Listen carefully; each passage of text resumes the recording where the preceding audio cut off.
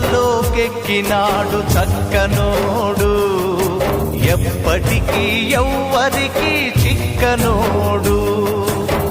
చుక్కలోకెక్కినాడు చక్కనోడు, ఎప్పటికీ ఎవ్వరికి చిక్కనోడు.